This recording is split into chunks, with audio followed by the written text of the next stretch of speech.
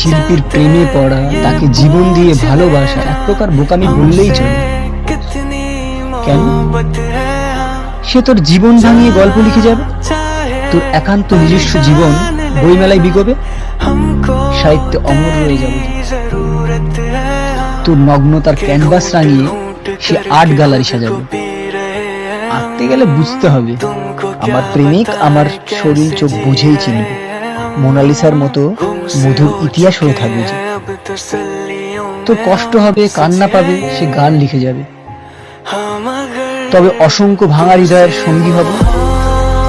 এত কিছু মেনে ভালোবাসা যায়? অবশ্যই যায়।